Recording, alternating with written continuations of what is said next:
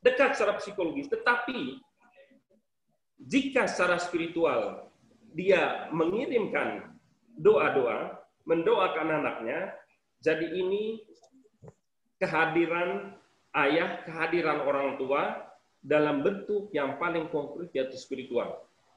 Nah, nanti bulan Desember itu Komisi Keluarga Konferensi Balai Gereja Indonesia itu mencanangkan sebagai bulan keluarga. Dan dalam bulan keluarga itu ada 31 tema yang nanti akan didiskusikan dan direnungkan. Dan bagian kami di Kusuma Banjarmasin itu bagian doa dalam keluarga. Lah, berbicara mengenai doa dalam keluarga, itulah yang saya sebut dalam kehadiran atau ketidakhadiran secara spiritual. Maka barangkali berhadapan dengan burnout yang tadi diceritakan Ibu Anastasia Betty, ada banyak cara tentu saja untuk menghadapi burnout. Tetapi bagi orang Kristiani, cara yang paling sederhana dan mudah dilakukan ialah dengan berdoa. Dan jika kita percaya pada kekuatan doa, doa itu pasti mengubah. Ya, karena Yesus sendiri itu bersabda, ketuklah maka pintu akan dibukakan, carilah maka kamu akan dapat, dan dia memberi jaminan, aku menyertai kamu selalu senantiasa sampai akhir zaman. Dengan kata lain, masalah yang kita hadapi, kesukaran-kesukaran dan tantangan itu tidak akan membuat kita terpisah dari kesatuan dengan Tuhan. Lalu situasi berikut, ideologi gender. Nah, ideologi gender ini itu sebetulnya menyangkal perbedaan dan hubungan timbal balik antara laki-laki dan perempuan. Ya, membangun sebuah masyarakat tanpa perbedaan seksual, dan menurut Gereja Katolik itu sebetulnya merongrong dasar antropologi keluarga. Ya, karena perbedaan jenis kelamin itu biologis atau seks, dan peran sosial budaya jenis kelamin gender itu menurut gereja memang dapat dibedakan tetapi tidak dapat dipisahkan. Nah, dan ini adalah salah satu tantangan yang dihadapi oleh banyak keluarga dewasa ini, itu terkait dengan ideologi gender ini. Lalu keluarga Katolik di tengah berbagai masalah, tantangan, kesukaran, kesulitan yang tadi saya sebutkan, Gereja Katolik tetap memandang bahwa perkawinan dan hidup berkeluarga adalah berkat dari Tuhan.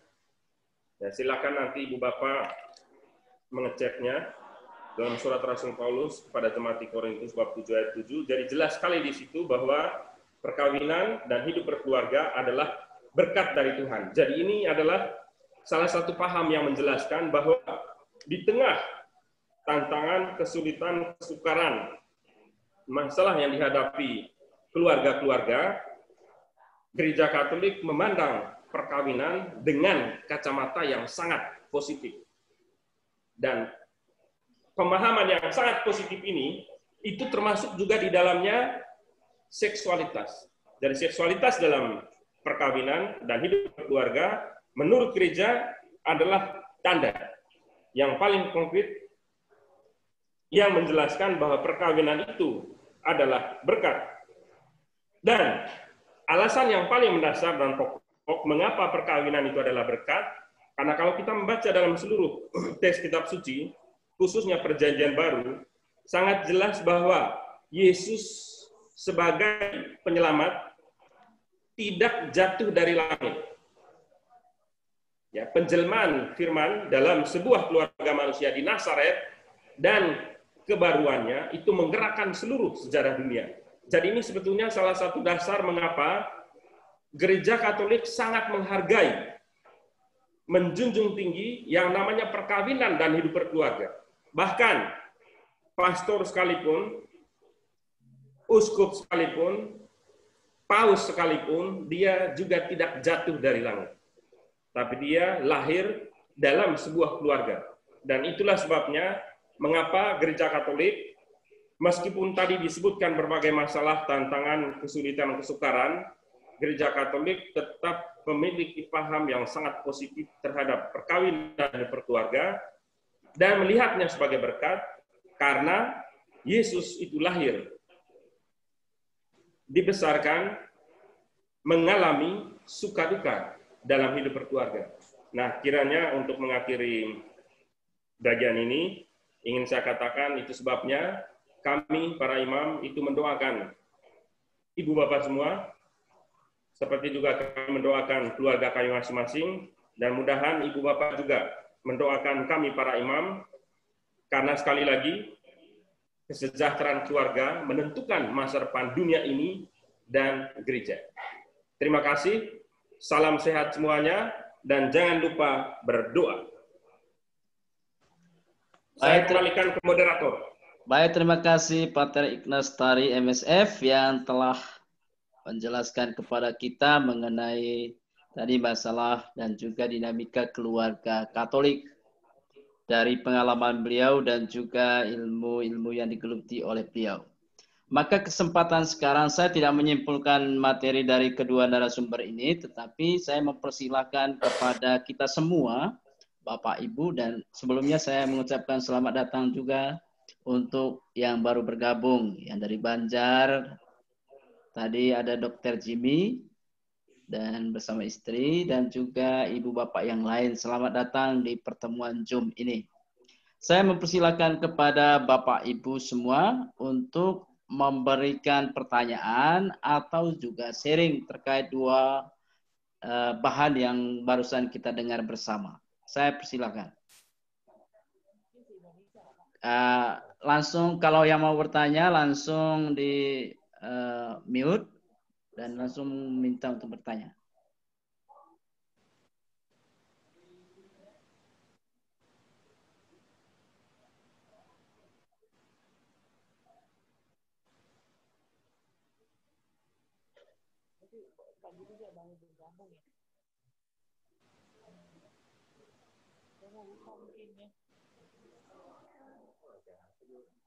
Selamat malam, Pastor Ignatius. Selamat malam. Ya, baik. Kebetulan saya sama istri, jadi anak-anak kami juga masih kecil. Yang paling besar itu SD kelas 2 sekarang. Yang satunya masih belum sekolah.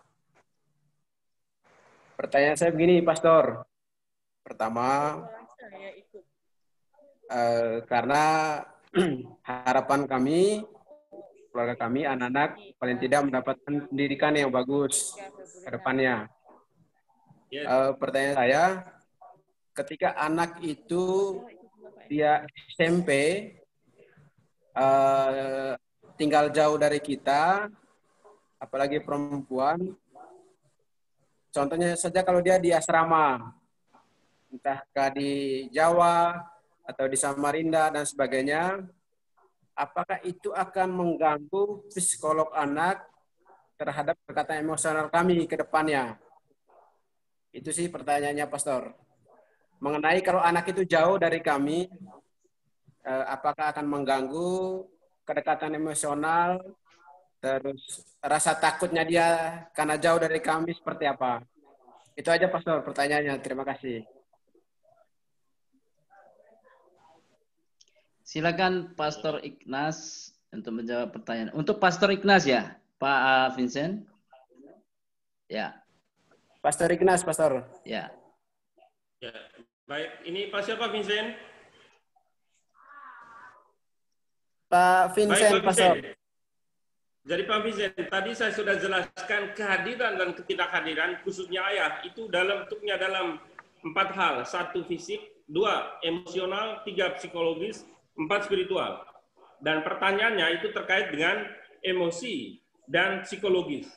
Nah, dalam dunia relasi itu ada yang disebut dengan waktu berkualitas. Jadi mengenai kedekatan emosional dan psikologis anak itu tidak ditentukan oleh seberapa sering kita berjumpa dengan anak, tetapi seberapa berkualitasnya ketika berjumpa dengan anak. Nah, misalnya sekarang anak Pak Vincent itu secara fisik, emosional, psikologis mungkin jarang bertemu. Oleh karena dia sekolah dan seterusnya, tetapi jika pada saat bertemu menggunakan betul-betul secara berkualitas waktu untuk bertemu itu, maka sebetulnya menurut pendapat saya itu tidak akan dalam arti tertentu membuat hubungan Pak Vincent dan anak yang tinggal jauh itu terpisah. Dan apalagi sekarang kan dunia kita ini dunia milenial ini itu jauh jadi dekat, tapi dekat juga bisa jadi jauh.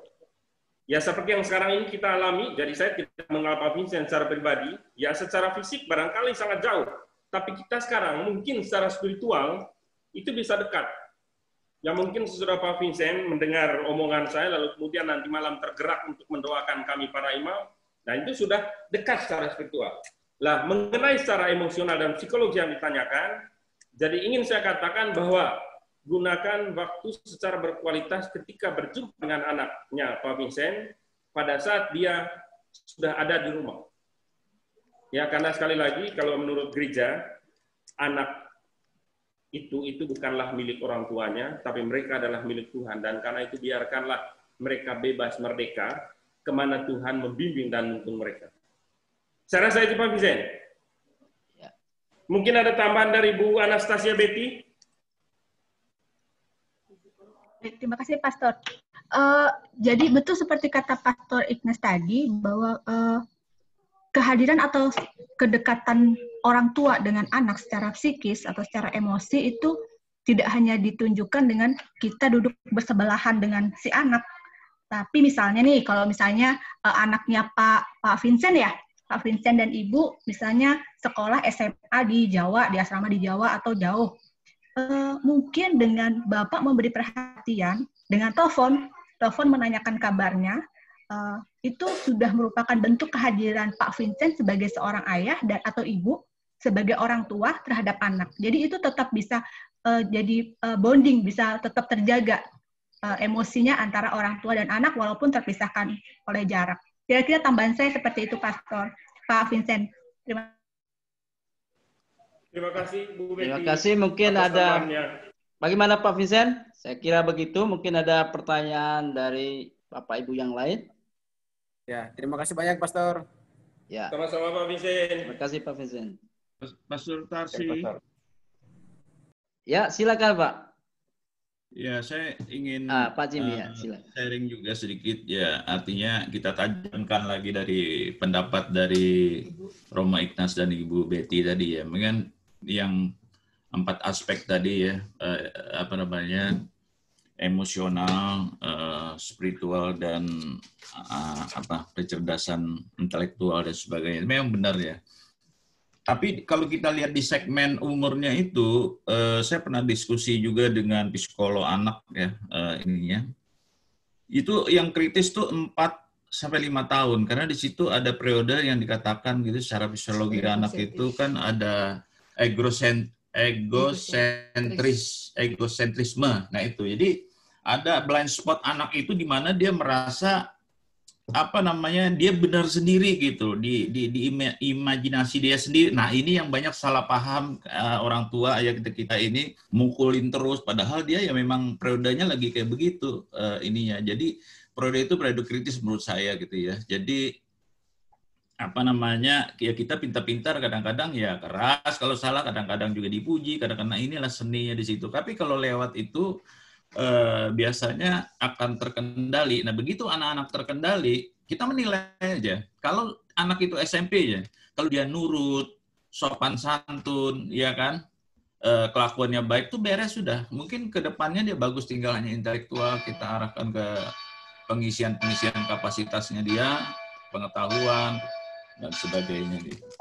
Nah, ini pengalaman kita dalam ya sebagai orang tua juga. Jadi kalau masalah tantangan-tantangan zaman sekarang, ada gadget, ada COVID, ada itu kan eksternal ya, tantangan eksternal. Tapi bagaimana keluarga itu ya ada kedekatan dengan anak tadi benar gitu. Tapi kadang-kadang ada orang tua yang tugas jauh dan sebagainya. Dan ini memang ada problem dilematis juga di situ. Tapi minimal satu orang tua tuh mendampingin tuh saya kira sudah memadai. Kalau 2 orangnya itu nggak ada juga, ya ini problem juga gitu. Dia akan tumbuhnya dengan neneknya, dengan pembantu, dengan apa itu agak kurang juga. Nah itu bisa terbukti pada waktu dewasa memang lain gitu. Sedikit ya menjadi orang-orang biasa-biasa saja. Tapi biasanya orang-orang yang jago-jago, yang sukses itu secara penuh dia 4 aspek tadi dituntun seimbang semuanya sampai ketuanya seimbang sehingga dia bisa kemandiri,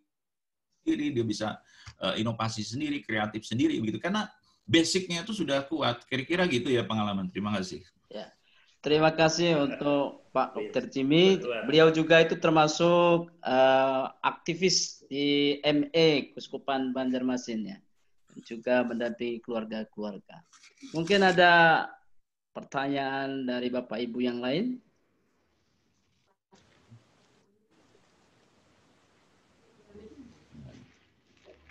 Tanya juga atau sharing? Ya, silakan Pak. Malam. Ya. Perkenalkan namanya siapa? Saya Hugo dari Banjarbaru. Oh, Dr. Hugo ya. Silakan Bapak. Oke. Saya melihat di bidang kesehatan, di bidang saya itu ada tantangan dari luar terhadap keluarga, yaitu masalah narkoba. Nah, ini suatu tantangan yang tidak mudah diatasi oleh keluarga. Datang dari luar, dan saya kira sudah beberapa yang terjerumus, dan itu susah diatasi oleh keluarga. Nah, ini saya belum melihat antisipasi dari gereja untuk lebih awal memberikan edukasi atau penjelasan dan semacamnya terhadap para remaja kita. Jangan sampai sudah terlanjur terjerumus baru kita bergerak. Nah, itu yang pertama. Yang kedua, ini ada tantangan di bidang keluarga berencana. Ini tantangan tidak dirasakan, tapi mungkin setelah jelas atau tahu akan menjadi tantangan bagi suatu keluarga, terutama kepada kaum ibu. Masalah penggunaan alat KB spiral. Nah, ini mungkin agak melenceng, tapi kalau jelas nanti mungkin ini suatu tantangan di dalam kehidupan. Bahwa spiral itu pemasangannya itu akan membunuh janin yang sudah terjadi. Nah, kita tahu bahwa gereja Katolik menghormati makhluk insani mulai pada saat pembuahan. Nah, ibu-ibu yang memakai spiral ini, setelah hasil pembuahan fertilisasi itu masuk ke kandungan, itu akan mati oleh pengaruh spiral. Nah, ini tidak disadari bahwa itu suatu pembunuhan. Nah, banyak ibu-ibu yang setelah saya jelaskan begitu, baru dia tahu bahwa loh, kita setiap bulan ini sebenarnya membunuh janin. Nah, ini yang saya bilang, itu tantangan di dalam keluarga. Sebelum tahu, ya bukan tantangan, tapi setelah tahu, itu tantangan di dalam keluarga. Nah, itu barangkali dari saya. Terima kasih. Terima kasih untuk Pak Dr. Hugo, juga aktivis keluarga di parokinya Pater Ignas Tari di paroki Bunda Maria Banjarbaru, yang memberikan pertama input itu pekerjaan untuk Komisi Keluarga Banjarmasin. Terima kasih untuk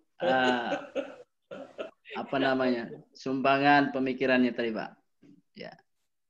Dalam gereja Katolik itu saya kira Pastor Ignas Tari akan menjelaskan pembatasan kelahiran yang alamiah yang dianjurkan oleh gereja, melanjuti penjelasan dari Pak Dr. Hugo. Baik, jadi gini, pembatasan kelahiran oleh gereja itu dimungkinkan sejauh untuk mendukung kesejahteraan suami istri. Jadi itu pertama. Yang didiskusikan adalah caranya. Yang tadi Pak Hugo sebutkan itu yang tadi saya sebutkan dalam PowerPoint itu mentalitas anti hidup. Jadi kecemasan yang berlebihan terhadap masa depan membuat orang menolak anak yang lahir. Nah, itu yang tidak diperbolehkan. Sekali lagi, ada nama keluarga berencana. Dan Gereja Katolik itu mengatakan semua perkawinan dan hidup berkeluarga harus direncanakan. Dan itulah sebabnya mengapa ada kurs persiapan perkawinan itu sebetulnya bentuk konkret dari perencanaan terhadap perkawinan dan berkeluarga. Lalu bagaimana dengan pembatasan jumlah anak? Sekali lagi, pembatasan jumlah anak dimungkinkan oleh gereja sejauh mendukung kesejahteraan suami istri. Lalu caranya yang anti hidup itu dilarang, yang pro hidup itu dimungkinkan. Nah, seperti apa bentuknya? Silahkan nanti mengikuti kursus persiapan perkawinan dibawakan oleh Dr. Taruknani. Kursus ulang.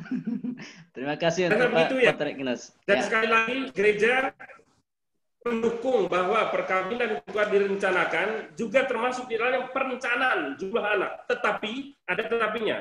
Caranya yang anti hidup itu ditolak oleh gereja, ya penggunaan spiral dan seterusnya. Tapi yang pro hidup itu gereja mendukung. Lah seperti apa itu? Terlalu panjang untuk kita bicarakan pada malam hari ini. Apalagi ini malam hari ya. Lebih bagus kalau membicarakan seperti ini saat siang hari ketika seger, bukan?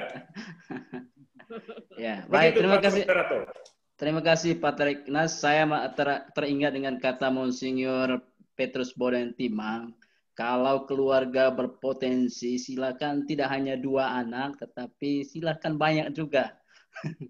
Ya, itu dari Monsinyur Boden Timang. Ketika beliau memberi homili di Paroki Bunda Maria Banjarbaru, mengingatkan umat Katolik, karena jumlah kita minoritas, kalau keluarga itu berpotensi, baik ekonomi, kesejahteraannya, sanggup juga ada 4 anak, ya silakan. Siapa tahu ada yang menjadi pastor kah, suster kah, atau apa. Jangan takut untuk banyak anak. Mungkin ada pertanyaan dari Bapak Ibu yang lain atau juga sharing.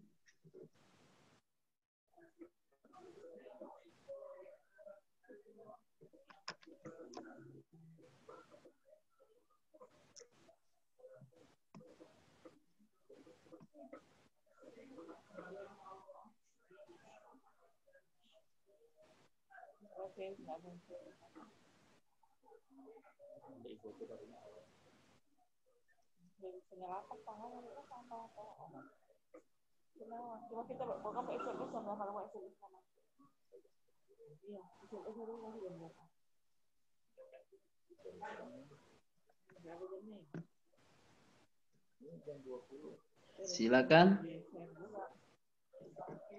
Masih banyak waktu untuk kita ngopi. Ngobrol pintar tentang keluarga. Silakan bagi Bapak Ibu yang mau sharing dan bertanya.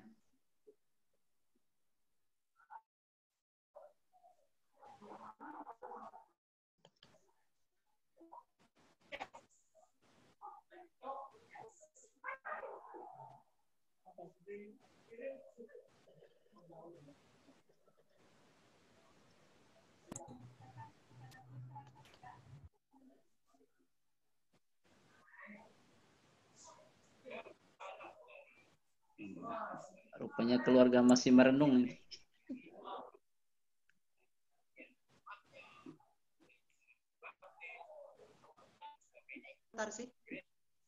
Ayo Bu, silakan. Ya, Ibu Merlinda.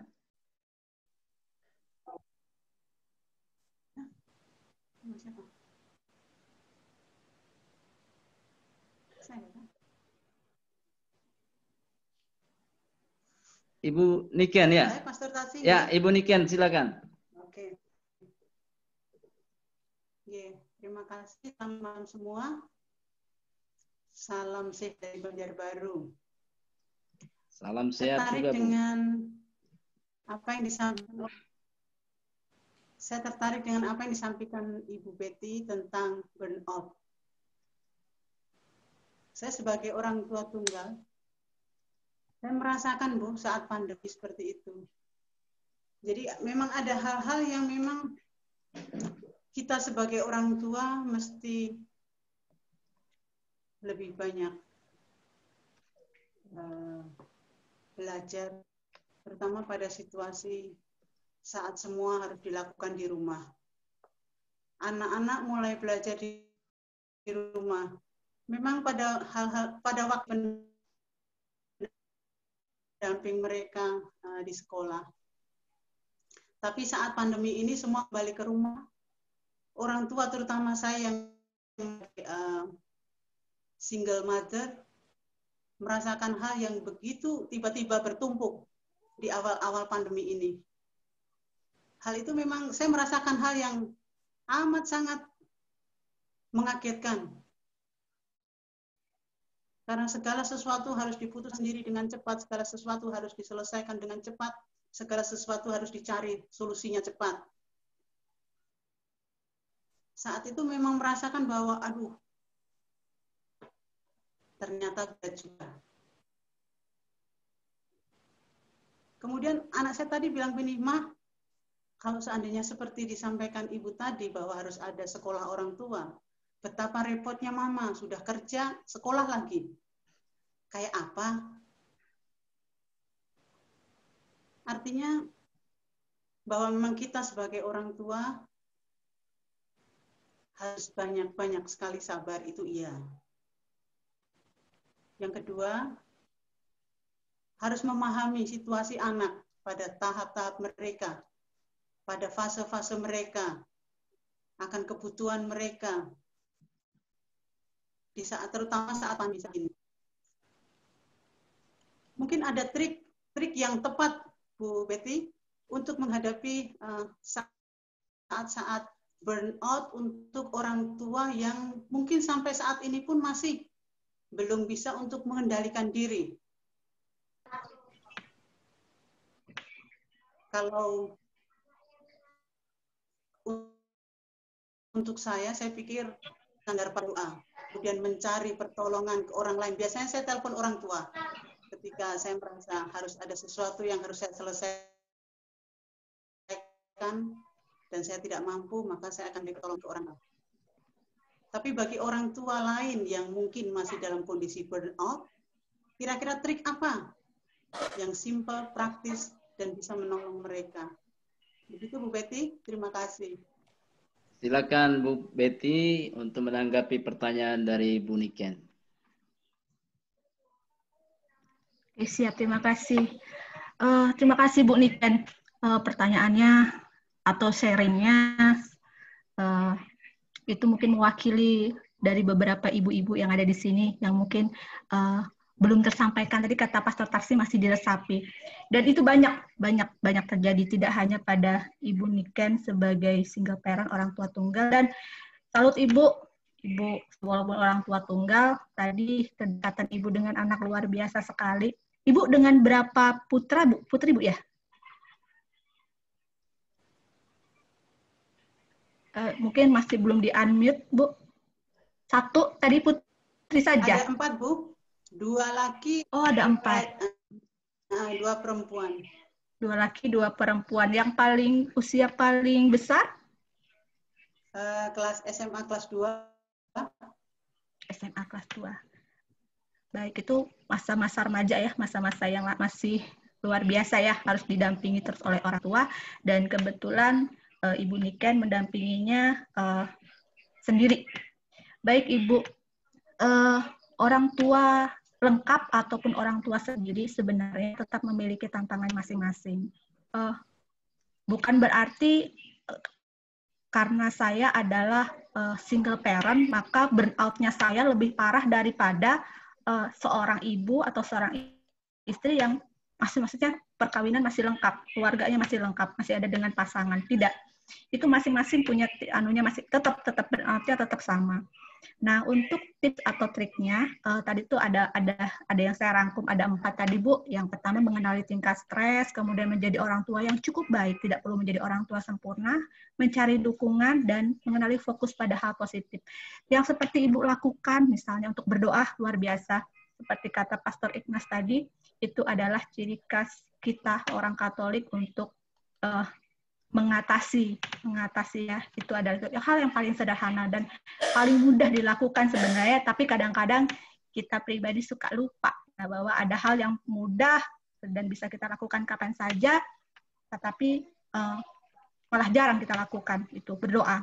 Kemudian yang kedua, Ibu tadi bilang menghubungi orang tua, itu betul Bu, betul. Ibu harus mencari dukungan, tidak bisa disimpan sendiri, harus mencari dukungan. Kemudian yang mungkin lebih yang sederhana lagi adalah selelah-lelahnya ibu tadi menjadi orang tua yang cukup baik. Tidak perlu harus menyediakan diri ibu 24 jam untuk anak-anak. Tidak usah dipaksa.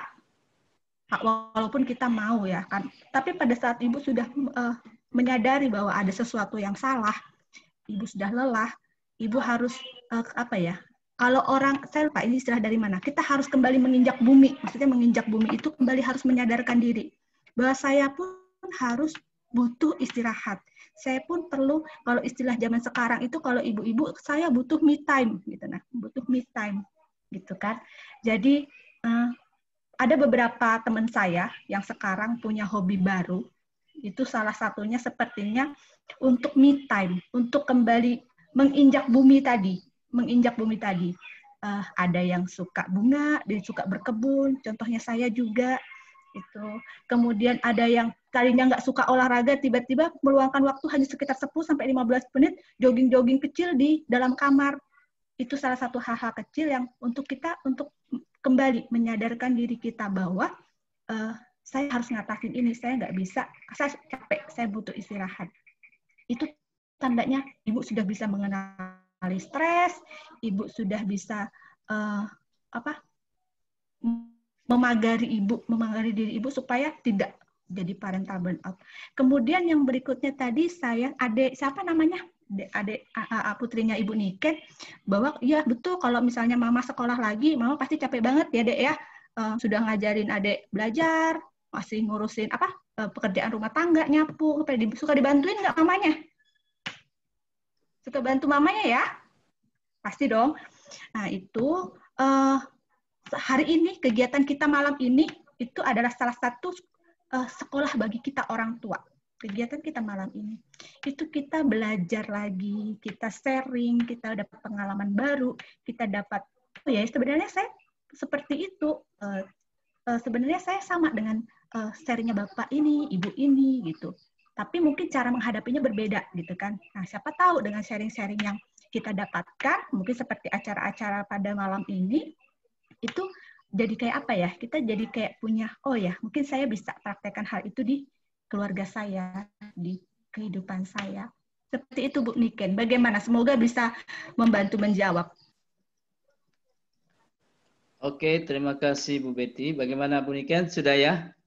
Mungkin ada dari Bapak Ibu yang lain, silakan. Masih cukup waktu untuk kita berbagi dan juga berdiskusi.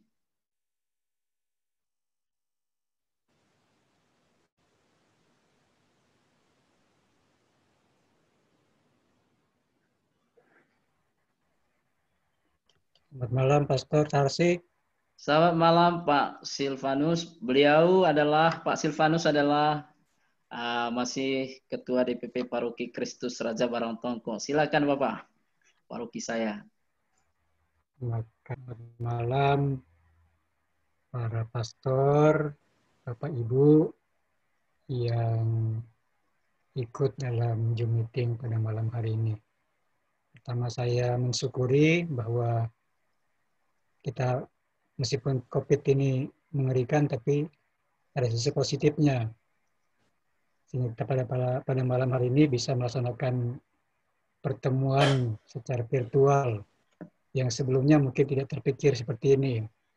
Jadi kita boleh belajar dari COVID ini, ambil sisi positifnya.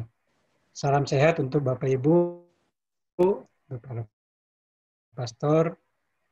Salam Tadi saya banyak membicarakan tentang pendidikan anak ya, tentang anak-anak.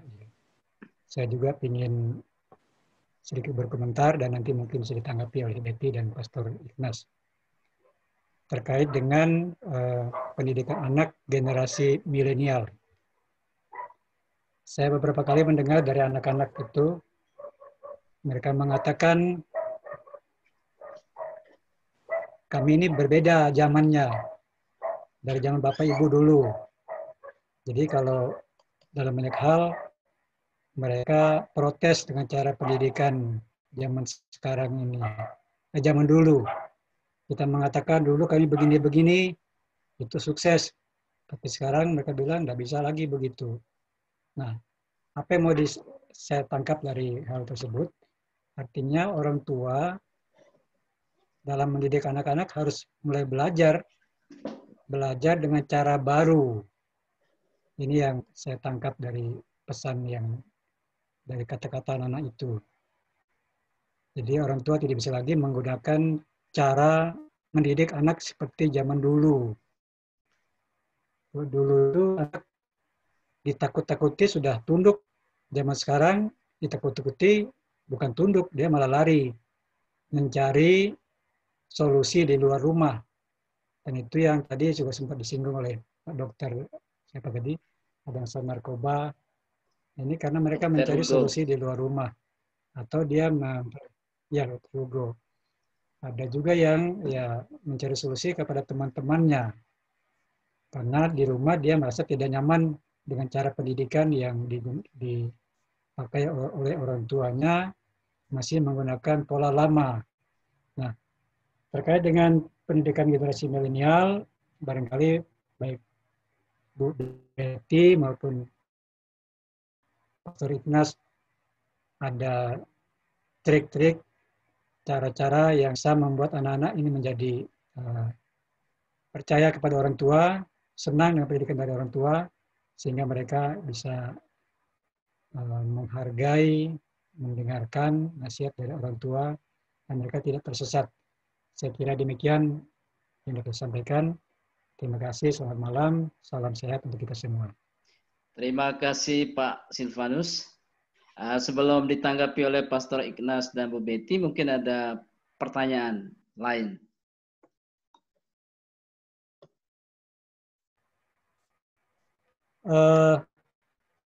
Saya kira mohon pandangan dari Iya, mungkin sebelum ditanggapi itu, mungkin ada Bapak Ibu yang lain yang mau bertanya.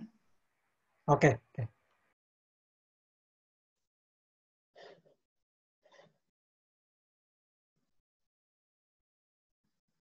Ya, kalau tidak ya silakan Pastor Ignas dan Bu Betty, mana siapa yang duluan, nih Pastor Ignas atau Bu Betty, silakan. Pastor Ignas.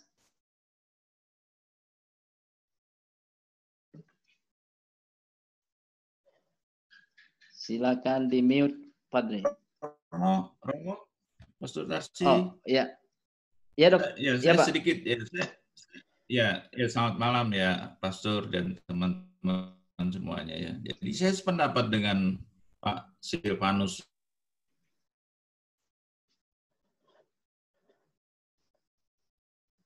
Saya ingin sharing saja. Jadi memang digital ya. Jadi semua itu kita orang-orang tua ini harus belajar juga, termasuk Zoom ini ya. Jadi bisa komunikasi dengan anak muda. Yang penting dunianya sekarang itu katanya itu harus banyak jejaring, kita ya, banyak diskusi sama orang lain ya, untuk seperti Ibu Betty tadi itu pola umum ya. Sekarang ini zaman sekarang tuh harus extrovert sedikit lah, kita itu harus banyak informasi dari orang lain gitu.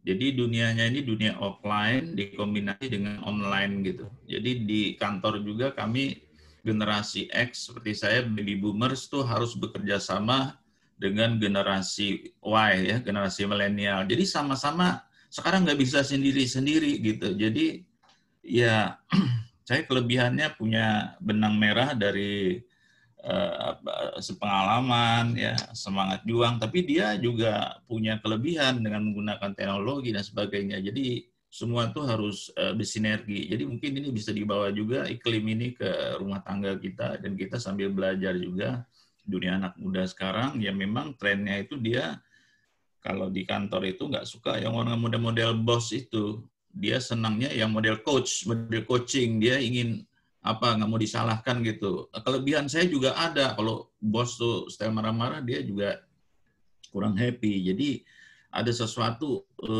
kelebihan-kelebihan juga dari milenial. Jadi saya sependapatnya. Ini sekarang balik lagi kita di Gereja Katolik, Pastor Ignas, kita ini kan banyak kelebihan juga ya.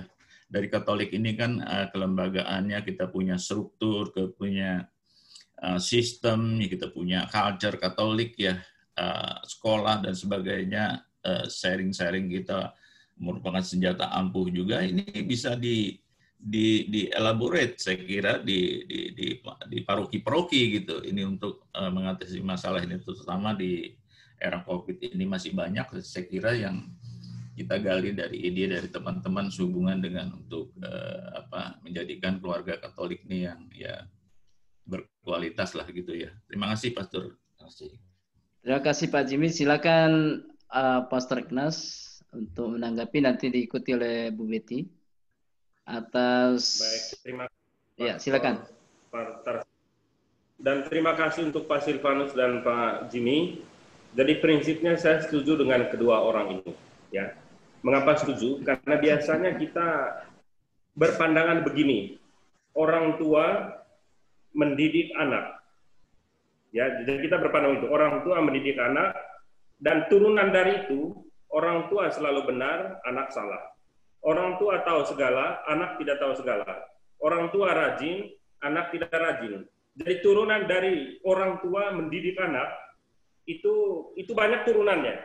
Nah, yang tadi dikatakan oleh Pak Silvanus dan Pak Jimmy, saya sependapat begini, sebetulnya terjadi dengan tantangan sekarang ini dalam keluarga-keluarga, tidak hanya dalam keluarga, tapi juga dalam hidup bersama di komunitas manapun, itu apa yang dalam dunia sosiologi modern itu disebut dengan konflik antar generasi. Ya, tadi Pak Jimmy menyebut itu ada mereka generasi baby boomer, dan generasi saya barangkali sudah tingkat generasi alpha, generasi milenial, kemudian generasi X. Tapi intinya adalah yang terjadi sebetulnya itu adalah konflik antar generasi. Misalnya, apa yang menurut generasi baby boomer itu benar, itu belum tentu menurut generasi milenial benar. Jadi sekali lagi konflik antar generasi inilah yang sebetulnya bukan soal, tapi menimbulkan sebuah tantangan-tantangan baru, dan kita dituntut untuk mencari cara-cara baru, termasuk juga dalam mendidik anak. Nah, mungkin pertanyaannya adalah, jika masalahnya adalah konflik antar generasi, lalu apakah yang mempersatukan kita? Menurut pendapat saya, itulah yang orang biasa menyebutnya itu values. Yang mempersatukan kita dari generasi manapun kita berasal, itu adalah nilai-nilai. Dan orang Katolik, gereja Katolik itu sebetulnya kan yang membuat gereja itu bertahan, karena dia mewariskan nilai-nilai. Dan salah satu di antara nilai yang kita junjung tinggi dan kita pegang adalah itu yang kita sebut dengan nilai iman. Nah, tapi itu saya menyebutkan 3 hal. Jadi dalam iman sebetulnya itu ada 3 hal yang paling mendasar. Hal pertama itu orang menyebut komitmen, dan hal kedua orang menyebut konsisten, dan hal yang ketiga orang menyebut konsekuen. Baik orang tua maupun anak sebetulnya jika tunduk pada nilai ini, konflik antar generasi itu tadi itu bisa terdamaikan dan orang bisa melangkah makin maju dan seterusnya. Lalu apa itu komitmen? Jadi komitmen itu dalam nilai iman itu mengatakan komitmen untuk mengikuti. Ya, maka Yesus itu berkata kepada murid-muridnya, mari ikutlah aku, dan mereka mengikuti. Ini yang disebutkan komitmen. Nah, orang tua juga sama sebenarnya. Anak-anak juga sama. Nah, tetapi dari komitmen ini, itu bergerak ke nilai berikut. Itu yang orang sebut konsisten. Jadi konsisten itu itu dari kata sistem. Jadi kon itu berarti bahwa sesudah komit untuk mengikuti, konsisten enggak? Nah, salah satu bentuk dari konsistensi itu misalnya begini, orang tua mengatakan kepada anaknya, kamu boleh pergi kemanapun, mulai dari Senin sampai Sabtu, tetapi hari Sabtu kamu harus ada di rumah, karena itu adalah waktu untuk keluarga kita. Ya, jadi ini komitmennya. Lah, konsisten nggak orang tua terhadap apa yang menjadi komitmennya? Jika kemudian orang tua memberikan titik lentur, lalu kemudian, oh nggak apa-apa kan masih ada hari Sabtu berikut untuk waktu. Ini sudah mulai tidak konsisten. Dan yang paling berat, itu orang menyebut konsekuen. Nah, konsekuensinya gini, kurang lebih misalnya dirumuskan secara sederhana begini. Jangan komit, jangan konsisten hanya karena saat senang aja. Nah, persis ini yang dalam perkawinan dan berkeluarga, itu tantangan yang sangat berat. Juga bagi orang yang menjalin hidup pembiara, ini berat karena apa? Karena kita itu hanya mau bertahan, mau komit, mau konsis, kalau situasi segalanya menyenangkan kita. Tapi untuk konsekuen, dengan kata lain menanggung konsekuensi, itu membutuhkan tantangan berat. Nah, ini yang dalam bahasa, kalau bahasa Katolik atau bahasa Yesus itu memanggul salib. Maka Yesus mengatakan, kalau kamu mau mengikuti aku, memanggul salib setiap hari, kemudian mengikuti aku. Ini sebetulnya kata-kata untuk mengatakan komitmen, konsisten, dan konsekuen. Nah, oleh sebab itu, Ibu Bapak, saya rasa tidak perlu terlalu berat dengan mengatakan bahwa orang tua harus begini, harus itu, anak harus begini. Tidak ada yang mengharuskan. Cukup kita mengikuti nilai-nilai. Jadi kalau kita tunduk pada nilai, nah, maka sebetulnya soalnya selesai. Yang repot ini, anak sudah mau mengikuti tata nilai yang sebetulnya menurut dia baik dan benar, orang tua malah tidak. Atau sebaliknya. Pastor Tarsi, saya mau bercerita sedikit ya, mungkin agak panjang. Waktunya masih ada nggak ini? Masih. Lagi 45 menit. Kalau kita ingat ya, tanggal 10 Oktober lalu, Gereja Katolik itu merayakan sebuah pesta iman, yaitu beatifikasi dari seorang Katolik muda yang bernama Carlo Acutis. Kalau kita membaca sejarah dari Carlo Acutis, itu bukan orang tua yang mempertobatkan Carlo, tetapi sebaliknya justru Carlo lah yang mempertobatkan orang tua. Dan saya rasa beatifikasinya Beato Carlo Acutis ini itu membuat saya sekali lagi setuju kepada Pak Silvanus dan Pak Jimmy Kalianda. Jadi kita memang mencari cara baru bagaimana kita melihat dan memandang hidup ini. Jadi harus rendah hati, pastor tidak seluruhnya benar, orang tua tidak seluruhnya benar, siapapun tidak seluruhnya benar. Jadi yang benar itu apa? Nilai-nilai objektif yang kita yakini bersama. Dan ini hanya ada dalam tangan Tuhan sendiri, dan Tuhan itulah yang kita ikuti. Maka mungkin ya kalau mau usul ini, misalnya nanti kita mau usul acara berikut, mungkin perlulah kita berbicara mengenai kalau dalam perkawinan dan hidup berkeluarga itu namanya spiritualitas perkawinan. Baiklah kita omong ekonomi bagus, omong relasi oke, omong kesehatan mantap, tapi jangan lupa omong bahwa ekonomi, relasi, kesehatan dan semua hal itu ada nilai spiritualnya. Ya, nilai spiritual. Seperti misalnya ambil contoh ini, misalnya orang punya uang, ekonomi mapan. Tapi uang yang banyak ini dia pakai untuk foya-foya atau dia gunakan untuk hal-hal yang sebetulnya bertentangan dengan nilai Kristiani. Jadi ini sebetulnya ekonomi yang dia punya tidak memiliki makna spiritual. Nah, itu mungkin ini dari perkembangan diskusi ini mungkin ke depan kita perlu bicara mengenai sebetulnya apa tuh, misalnya makna iman dari uang, terus makna spiritual dari sebuah relasi, terus makna apa dari tadi Bu Niken menyebut ya. Halo Bu Niken. Bu Niken masih ada nggak ini? Masih. Ya, masih. Masih setia. Tadi Bu Niken kalau saya catat itu kan menyebut satu kata dan saya sangat suka dengan kata itu ya. Jadi memang dalam segala sesuatu itu butuh kesabaran. Nah, tokoh yang saya pelajari di Jerman itu namanya Paul Sporkens. Jadi dia seorang ahli etika kedokteran dari Belanda, tapi banyak hidup di Jerman. Jadi dia menyebut dalam dunia kedokteran itu salah satu hal atau kekuatan itu adalah kesabaran. Lalu dia mengatakan apa itu kesabaran? Kesabaran menurut dia segala sesuatu itu butuh waktu. Mau jadi kaya butuh waktu. Mau jadi orang baik butuh waktu. Mau supaya orang bertobat butuh waktu. Mau jadi gemuk butuh waktu. Mau jadi kurus butuh waktu. Mau apapun butuh waktu, inilah yang oleh dia menyebut itu kesabaran.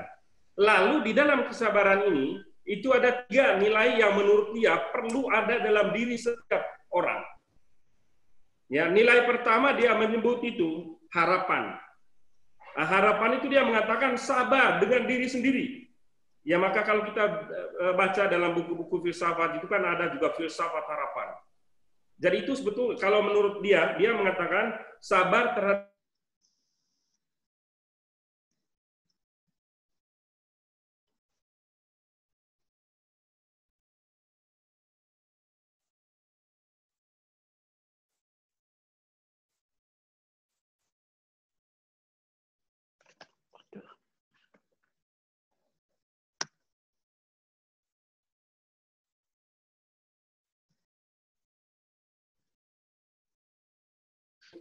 tidak hanya sabar terhadap diri sendiri dan sesama, tapi juga sabar terhadap Tuhan. Dan inilah yang disebut dengan, oleh orang Katolik menyebutnya iman. Kalau saya berdoa mohon kesehatan, yang diberi kesehatan orang lain, saya sakit terus. Tapi saya berdoa terus.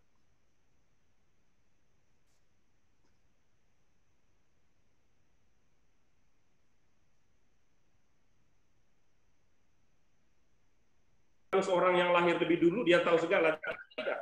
Tetapi cara kita mengetahui itu lain.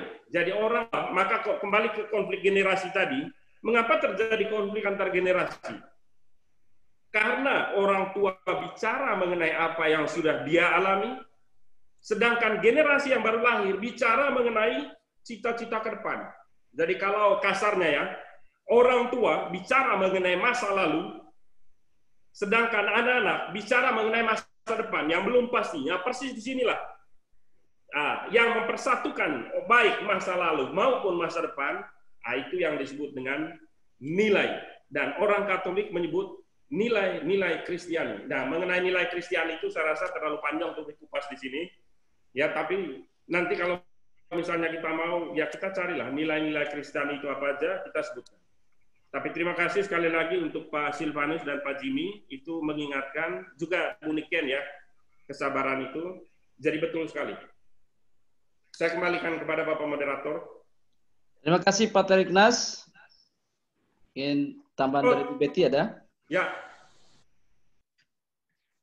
Baik, makasih Pastor Tarsi. Tadi udah dijelaskan panjang lebar dan itu semuanya sudah lengkap oleh Pastor Ignas, Pak Jimmy, Pak Silvanus. Tapi saya mau menambahkan sedikit hal-hal sederhana yang kadang-kadang kita suka lupa sebagai orang tua. Saya sambungkan dengan Pastor Ignas tadi bahwa ada komitmen, ada konsekuen, ada konsisten. Betul, orang tua menuntut anak untuk mengikuti aturan, tetapi orang tua suka lupa. Contoh sederhana, nah nanti kita pakai HP sehari cuma sekian waktunya ya. Nah, oke, anak sudah mengikuti, tetapi mama sama papanya lupa. Nah, begitu anak sudah selesai, taruh HP-nya, taruh gadgetnya, orang tua masih pegang. Nah, itu udah nggak konsekuen menurut saya, udah nggak konsisten buat orang tua. Kemudian berikutnya, itu susah memang. Berikutnya, sekarang orang tua menuntut anak untuk yang sopan sama orang tua lain, sama orang tua yang sopan, mengucapkan terima kasih. Tetapi anak di rumah nggak pernah melihat kita sebagai orang tua mengucapkan terima kasih atau maaf kepada, ya mungkin kepada dia, kepada anak kita sendiri.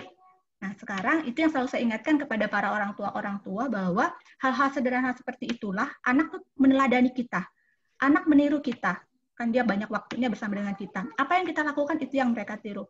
Minimal apa yang kita ingin anak kita lakukan itu sudah kita tanamkan pada diri kita sendiri.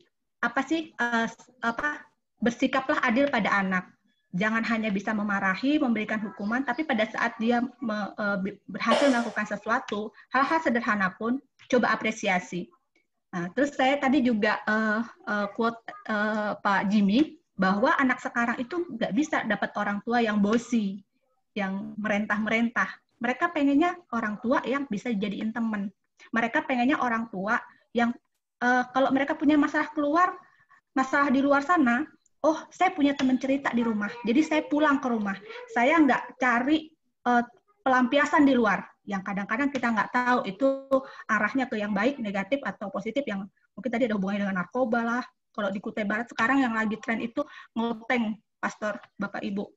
Ngopeng itu jadi ngoplos apa namanya, komik, kemudian dengan alkohol segala macam itu. Nah itu. Jadi pada saat anak merasa nyaman dengan kita, merasa nyaman untuk berbicara dengan kita, itulah anak akan pulang. Oh ya, kalau saya punya masalah di luar, saya punya tempat aman buat cerita di rumah. Nah, baik, itu aja Pastor Tarsi. Terima kasih. Ya, terima kasih Bu Betty. Terkait tadi generasi baby boomer itu zaman 60-an itu generasi John Lennon itu. Pastor Ignas itu generasi X ya Pastor Ignas. Saya ini generasi Y dan mungkin yang umur di bawah 20-an itu yang generasi Z. Masih banyak waktu. Kenapa diberi banyak waktu untuk pertemuan ini? Karena saya kira bahwa ini merupakan kesempatan bagi keluarga untuk berbagi pengalaman-pengalaman yang menarik dan juga mendekatkan diri antara keluarga Kristiani sehingga saling menginspirasi. Itu maka alokasi waktunya cukup 2 jam ya. Tapi masih ada sekitar 20 menit lagi. Waktu untuk kita nanti lagi 15 menit, nanti ada penutupnya 5 menit. Mungkin ada yang mau sharing sedikit, atau Pastor Tarsi. Dari ya, Ibu boleh Barni. Pastor Tarsi. Ya, silakan Bu Barni. Iya. Selamat malam Pastor Ignas, selamat malam semuanya. Selamat malam Bu Barni. Jadi salam saya sehat. pingin sharing aja. Ya, salam sehat. Maaf tadi terlambat. Saya ingin sharing aja bahwa menurut pengalaman saya sih, kalau di rumah itu dikasih tempat atau suasana atau kondisi bahwa anak-anak itu sekolah kan dia dapat ilmu. Belajar misalnya harus disiplin gimana, harus demokrasi gimana. Pas anak-anak dapat ilmu, di rumah itu juga tolong disediakan kondisi bahwa, anak itu tumbuh, saya tadi di sekolah dapat gini, dapat ilmu ini, dapat pelajaran ini, misalnya tentang kebersihan, kerapian, atau apa. Jadi anak-anak sekarang terutama mungkin akan, loh kok kayak gini sih? Kalau di sekolah gini diajari. Tapi untuk akan bersyukur kalau anak-anak itu dapat orang tua atau suasana keluarga itu yang mendukung. Jadi, ilmu-ilmu yang baru yang saya dapat dari sekolah itu bisa diterapkan di rumah. Untuk beberapa orang tua kan, apa itu anak kecil? Ini sudah kayak gitu. Jadi itu saya pikir itu sangat perlu. Jadi anak-anak itu semangat belajar gitu loh. Kita aja Pastor Tarsi, terima kasih. Terima kasih Bu Warni. Ya. Masih ada waktu.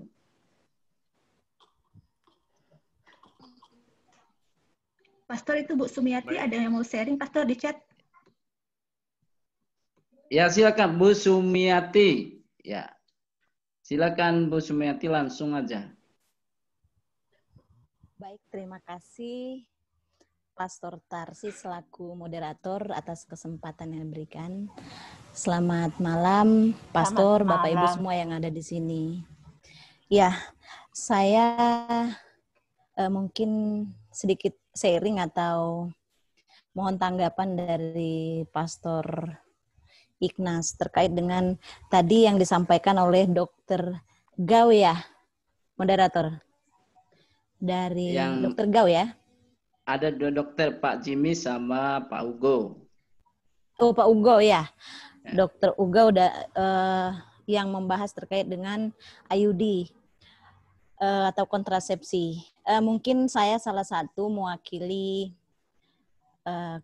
perempuan barangkali terkait dengan alat kontrasepsi. Di mana tadi disampaikan dalam gereja kita, gereja Katolik, tidak membolehkan terkait dengan pemakaian IUD. Iya, kita tahu pada era sekarang ada berbagai macam alat kontrasepsi. Terkait dengan kontrasepsi IUD yang jelas disampaikan tadi bahwa tidak diizinkan di dalam gereja Katolik. Namun mungkin saya sebagai ibu-ibu mewakili ibu-ibu muda barangkali yang sudah pakai IUD, mohon penjelasan karena Kalau tadi sedikit saya menyimpulkan bahwa IUD ini adalah menggugurkan pertemuan antara sel telur dan sperma yang sudah jadi sehingga digugurkan oleh IUD. Begitu kira-kira tadi. Sedangkan apa itu kontrasepsi? Kontrasepsi adalah suatu tindakan yang mencegah terjadinya pembuahan dan mengacaukan siklus, sebenarnya siklus haid pada seorang perempuan yang saya pahami, yang saya pernah baca. Namun saya kira mohon masukan dari Pastor Ignas terkait ini karena hemat pandangan saya bahwa IUD sudah dipakai seorang perempuan ketika dia berhubungan badan dengan suami. Sebenarnya dia pakai IUD ini tidak ada niat mau menggugurkan, tapi itu adalah salah satu upaya supaya menjarangkan kelahiran. Mungkin untuk kesehatan, barangkali ekonomi, bagaimana membesarkan anak-anak, membuat jarak, sehingga memutuskan mengikuti metode IUD tadi. Dengan catatan menurut saya tidak ada sama sekali keinginan untuk menggugurkan anak ketika dia berhubungan dengan suami kalau ketika jadi. Sehingga dalam hal ini mungkin pemahaman saya ini masih agak dangkal di dalam gereja terkait dengan IUD. Kalau kita berpikir itu menggugurkan semua IUD, barangkali alat-alat kontrasepsi barangkali arahnya adalah menghalangi terjadinya pembuahan, sedangkan kalau itu sudah suami istri dalam agama itu adalah sah saja punya anak. Namun secara ekonomi juga ada pertimbangan lain, kalau punya anak banyak dengan jarak tidak teratur juga akan meruntuhkan ekonomi. Mungkin itu Pastor, mohon maaf kalau pertanyaan saya agak bukan menentang dari Dr. Ugau, tapi mohon penjelasan dari segi gerejanya. Terima kasih moderator, selamat malam.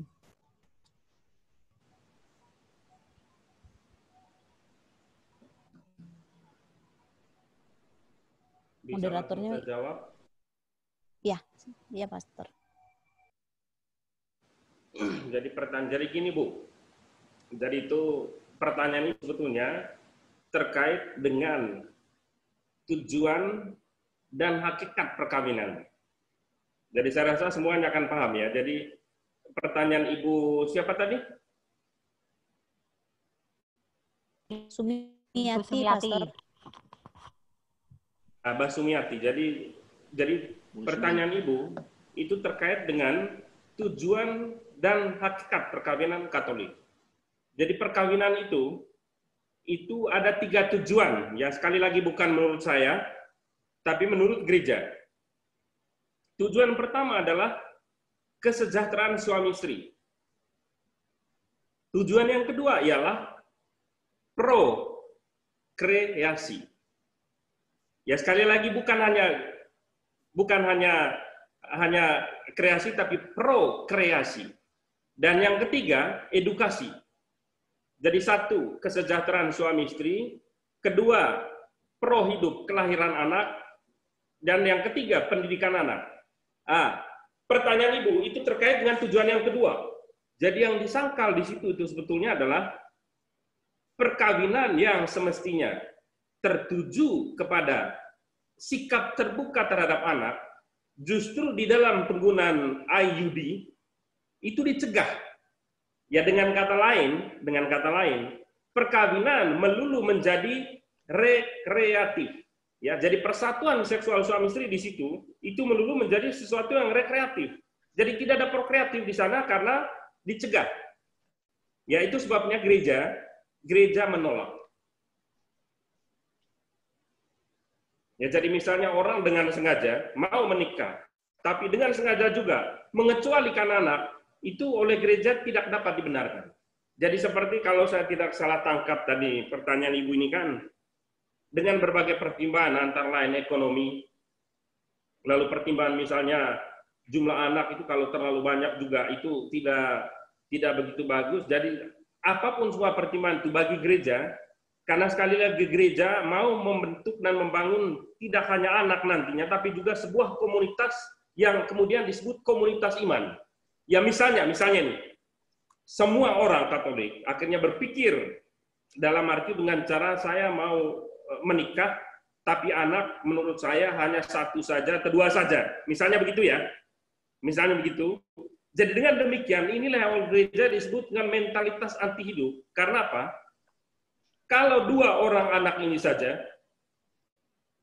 lalu ternyata 2 orang ini semuanya bodoh, semuanya cacat, semuanya jadi mereka beban. Ya karena sebetulnya anggapan dibalik mengapa orang kemudian membatasi jumlah anak, karena pandangannya begini. Kalau jumlah anak sedikit, sumber-sumber alam untuk kesejahteraan itu akan dibagi ke anak yang sedikit ini, maka manusia akan sejahtera. Ya tetapi gereja itu memiliki pandangan yang lain. Jadi pandangannya gereja kurang lebih, misalnya 10 orang anak, ya 10 orang anak menurut kita kan beban ini. Tapi ternyata anak pertama ahli fisika, anak kedua ahli biologi, anak ketiga menemukan obat COVID, anak keempat jadi pastor, anak kelima jadi uskup, anak keenam jadi paus, anak ketujuh jadi santa, anak kedelapan jadi santo, anak ke-9 itu mengganti ayahnya, anak ke-10 mengganti ibunya. Jadi ini sama sekali bukan beban. Justru menjadi beban kalau anak yang lahir ini sudah anak hanya satu misalnya nih. Mohon maaf ya kalau misalnya ada di antara ibu bapak yang punya anak satu, tapi anak yang satu ini bodoh. Sudah bodoh, nakal. Sudah nakal, tidak bisa dibentuk. Pokoknya semua ini membuat beban, tidak hanya bagi orang tua, tapi bagi masyarakat. Ya jadi sekali seperti, saya ambil contoh sekarang ya. Saya ambil contoh ini. Ada keluarga memiliki 12 orang anak mungkin. Ya, tetapi 3 diantaranya jadi pastor, 1 jadi suster. Dan yang lain itu, yang lain 6 atau 7 itu semua orang-orang pintar dan hebat yang karena kepintaran mereka itu disekolahkan oleh negara. Nah, pertanyaan saya, mereka beban nggak? Jelas jawab bukan beban. Nah, di balik itu sebetulnya ada iman ya. Iman itu mengatakan begini, kalau Tuhan sampai membiarkan seorang anak lahir di muka bumi ini, pasti Tuhan sudah menyediakan berbagai kemungkinan untuk mendukung hidup anak itu. Nah, tetapi sekarang yang terjadi adalah pasangan suami istri, banyak manusia di muka bumi ini yang menghentikan peran Tuhan dan mengatakan, saya nggak mau anak itu lahir. Nah, jadi sebetulnya itu jauh lebih apa dari pandangan itu sebetulnya. Orang tua, pasangan suami istri yang mau menikah, jadi mohon maaf ini tidak bermaksud menyinggung siapa-siapa, dengan mereka menikah tetapi mengecualikan anak, jadi sebetulnya mereka mengganti posisi Tuhan dengan mengatakan, kamilah Tuhan yang bisa menciptakan manusia. Padahal dalam antropologi Kristiani, suami istri dipanggil oleh Tuhan untuk bekerja sama dengan dia menghadirkan hidup di dunia ini. Termasuk Yesus penyelamat pun. Ibu bapak bisa membayangkan, misalnya dulu Maria mengatakan, saya menolak, tidak mau saya punya anak dari Roh Kudus itu. Jadi yang terjadi nggak ada penyelamat. Jadi saya rasa gitu, tidak usah serius, tapi intinya kalau menikah, terbukalah untuk memiliki anak sebanyak-banyaknya sejauh Tuhan memberikan. Tapi anak sekali lagi, itu bukan juga hak. Jadi anak itu tidak ada seorang pun yang mengharuskan orang misalnya menikah tapi tidak punya anak, ya sudah. Ya misalnya mau adopsi ya monggo. Misalnya tidak, jangan saling menyalahkan, apalagi sampai karena kamu nggak punya anak kita pisah aja. Nah, ini juga luar gereja nggak bisa dibenarkan. Saya rasa gitu aja dulu, Ibu Samiati. Baik, Pastor Ignas, terima kasih. Bagaimana Bapak Ibu, kalau memang tidak ada pertanyaan, walaupun tidak sampai dengan pukul 22, kita bisa pertemuan kita bisa nanti dilanjutkan di lain waktu. Kalau masih ada, saya kira saya masih beri 5 menit. Karena saya melihat banyak yang menguap ini. Romo, saya mau melanjutkan sedikit karena ada 5 menit, boleh nggak? Boleh. Silakan Ibu. Iya, mungkin mohon maaf sebelumnya ini Romo Ignas. Saya hanya ingin jawaban sedikit karena saya ini sering dipromosiin oleh tenaga-tenaga kesehatan yang paham kesehatan bahwa kalau ikut KB itu yang bagus itu IUD. Intinya seperti ini, mohon jawaban. Tapi saya tidak ada maksud di balik ini maksud apa-apa, tapi supaya jelas saja karena ini salah satu diskusi. Apakah yang ibu-ibu yang sudah kita Katolik yang sudah menggunakan IUD ini stop saja atau bagaimana? Mohon jawaban. Terima kasih.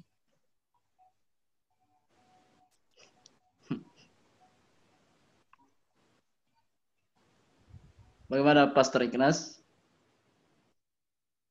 Bagaimana tadi? Apakah karena pembatasan kelahiran dengan Audi itu tadi itu disarankan dalam ilmu kesehatan dan lebih perfect itu? Apakah tetapi dari pandangan Kristiani barangkali itu juga tidak sesuai dengan moral Kristiani. Maka ibu yang bersangkutan ini juga sebagai promotor dalam hal ini, apakah dengan praktek seperti itu, apakah bisa dihentikan atau bagaimana? Terus sekarang, karena beliau juga pasti akan bergejolak dengan iman Katoliknya. Nah, jadi menurut pendapat saya Bu ya, jadi ini bukan menurut pendapat saya, tapi menurut pendapat gereja sebenarnya. Jadi silahkan Ibu mengikuti kata hati nurani, tapi cukup bagi saya mengajarkan bahwa cara seperti itu gereja sangat tidak menganjurkan.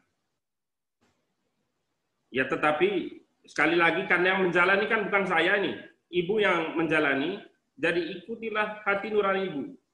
Jadi mungkin Ibu dengan mendengarkan omongan saya ini, mulai hati nurani goncang, aduh ternyata saya.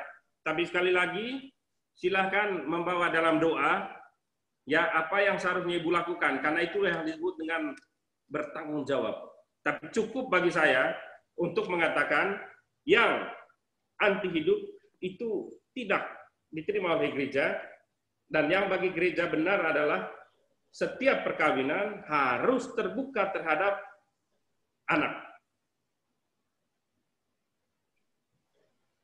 Saya begitu? Ya. Terima kasih Pastor Ignas. Ya. Baik Bapak Ibu Saudara, Bapak Ibu yang terkasih, saya kira pertemuan kita pada malam hari ini sampai di sini saja. Tetapi pertemuan ini menurut rencananya akan berkelanjutan.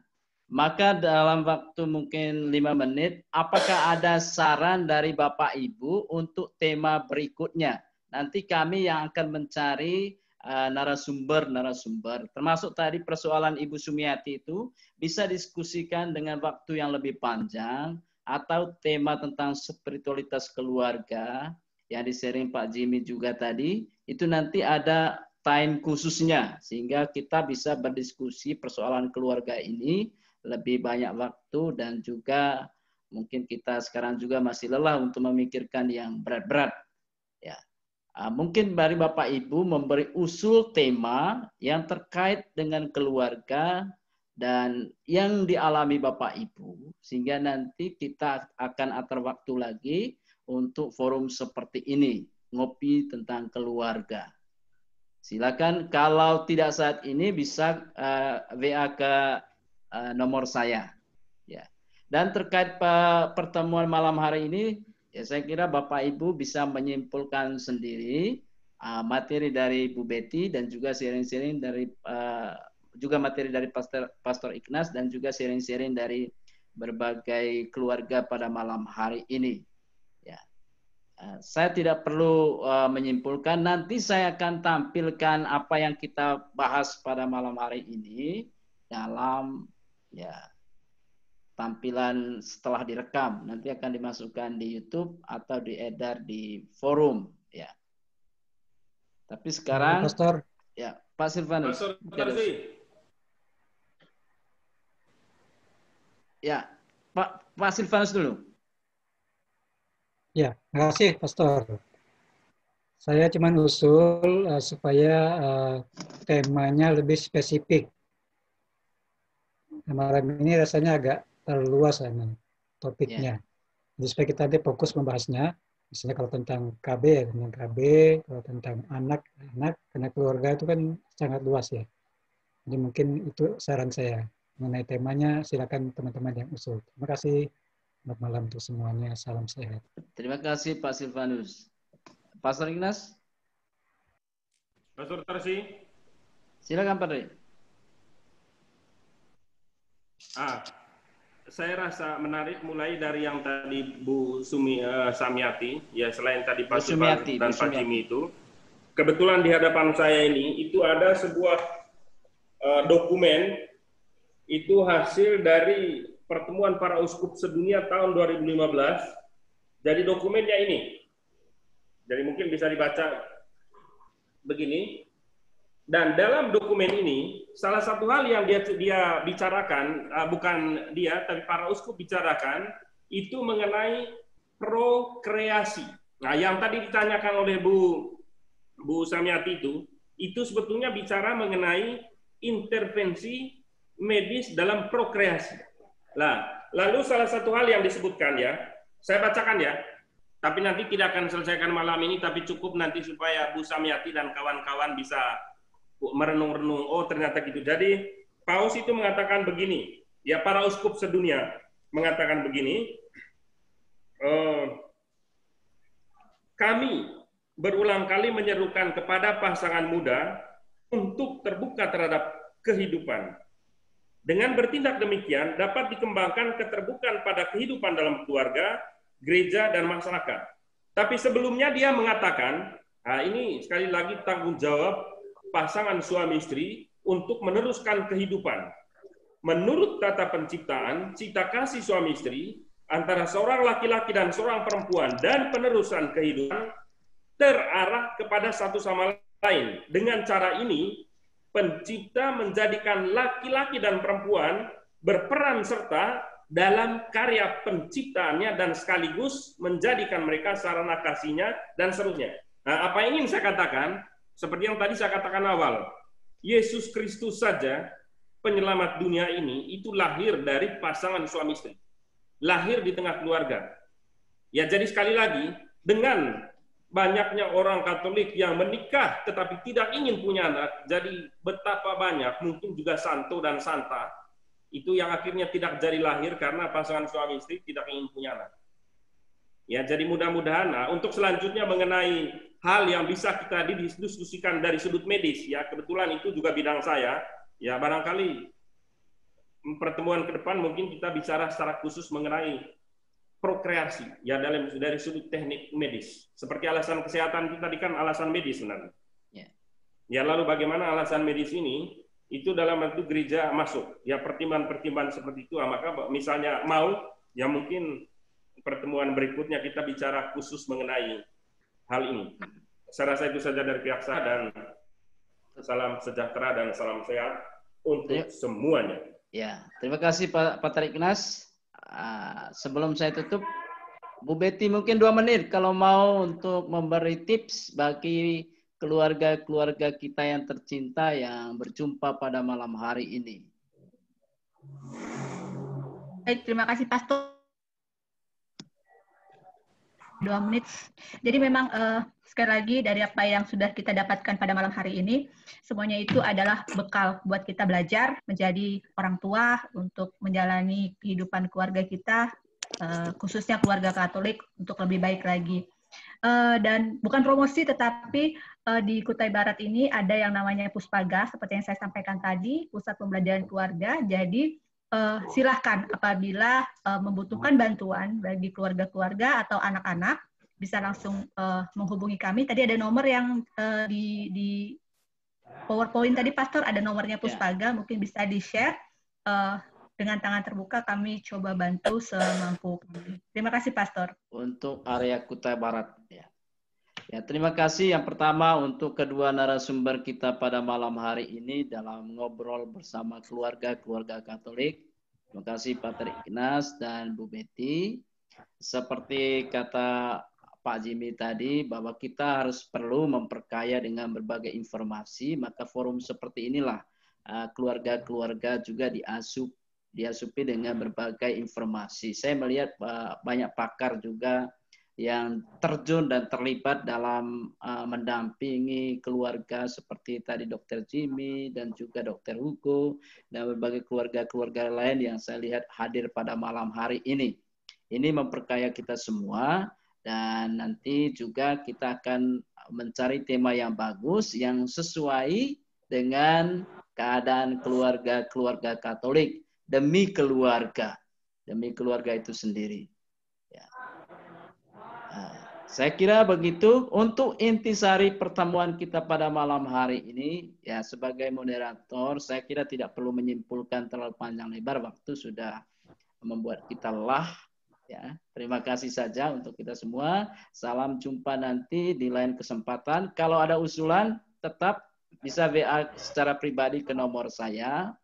Ya. Atau juga bisa, ya paling satu caranya itu lewat WA. Dan kalau Pater Tarsi, silakan Pater. Kalau ada pertanyaan terkait dengan konsultasi, ya karena dulu saya lama juga terlibat di situ, karena waktu kita dalam pertemuan gini kan terbatas, silahkan kirim pertanyaan ke Pater Tarsi lewat WhatsApp atau lewat apa silakan, nanti akan dikirimkan ke saya, kemudian saya akan menjawabnya. Ya, mungkin ini promosi sedikit bahwa nanti kalau jawaban yang agak detail secara tertulis ada website yang namanya Musafir MSF. Silakan menyampaikan pertanyaan. Saya tadi sudah email saya atau cari di musafirmsf.com. Kebetulan website ini saya yang tangani. Jadi kalau Bapak Ibu mau bertanya, memperdalam itu, nanti saya akan cari orang-orang yang menginspirasi untuk menjawab itu. Ya, saja. Sebelum kita pamit atau tidur, kita foto dulu lah untuk dokumentasi. Sekaligus untuk promosi episode berikutnya. Jadi semua videonya dibuka.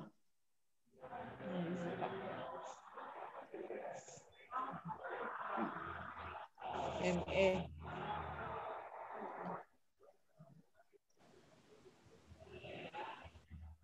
Silakan dengan gaya masing-masing. Ya, Bu Christina Yakob belum buka videonya. 1, 2, 3.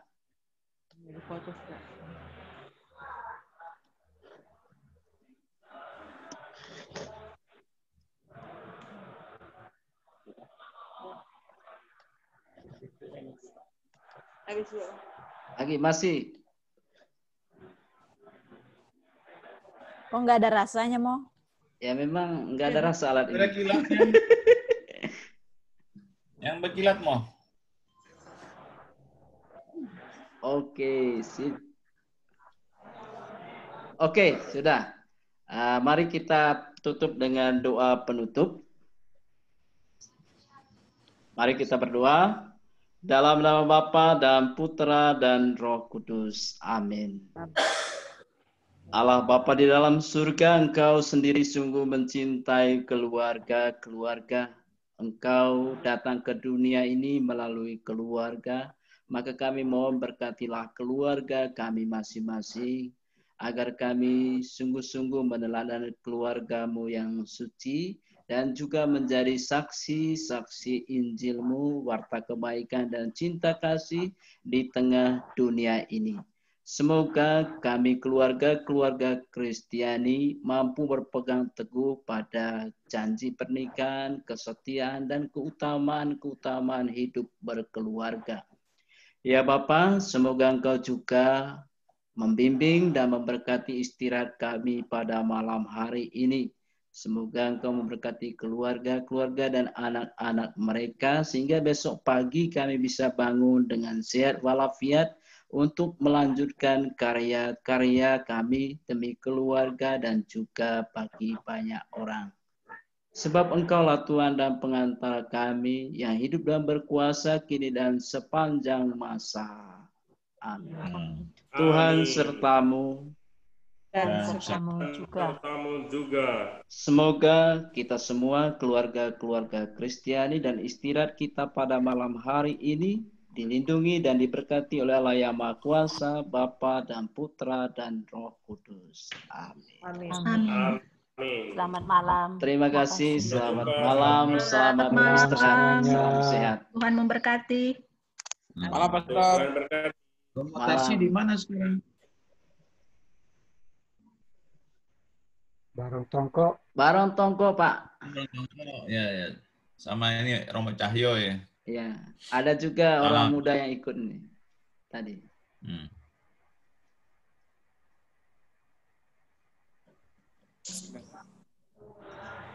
Halo. Oke, selamat beristirahat. Ya, dari. Selamat istirahat, Pastor. Terima kasih, selamat istirahat. Salam sehat. Izin lab ya, Selamat istirahat, Mas Stefanus. Itu kecil.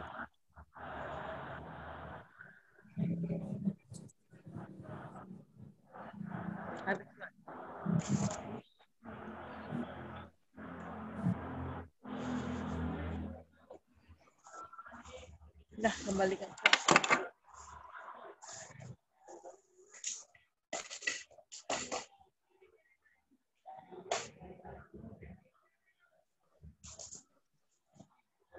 Ibu.